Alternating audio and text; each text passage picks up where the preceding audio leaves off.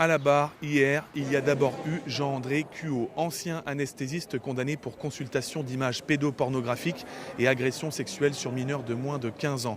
Quand l'avocate d'une victime lui indique qu'il a endormi son client, opéré ensuite par Joël Le Squarnec, il répond « Je n'ai fait aucun geste déplacé sur qui que ce soit à l'hôpital de Jonzac ». L'ancien anesthésiste aurait-il fermé les yeux sur les agissements de Le Squarnec ? « Je n'étais au courant de rien », affirme-t-il. Il n'y a pas de solidarité entre personnes qui consultent des images pédopornographiques. C'est un hasard que je regrette.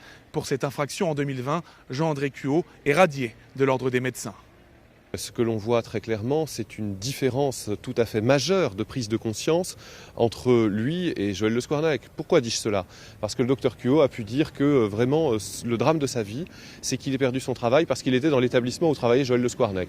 Finalement, sur les questions de la défense, il a reconnu que Joël Le Squarnec n'y était pour rien, ce que nous savions. Autre témoin à s'être présenté à la barre hier, le chef du pôle chirurgie de l'hôpital de Jonzac, Zafer Salit.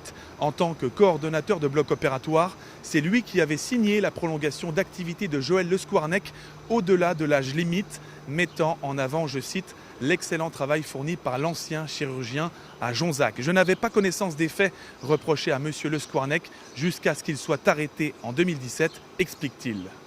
Ce qui m'interpelle aujourd'hui dans son audition, c'est que ce monsieur, sur les questions que je lui ai posées, vient nous expliquer qu'il ne sait même pas si la cellule qualité de son établissement a réfléchi sur la problématique d'embaucher et d'avoir des médecins condamnés pour détention d'images pédopornographiques dans l'établissement. Dans le box de l'accusé, une seule réaction de Le Squarnec à l'égard du chef de pôle.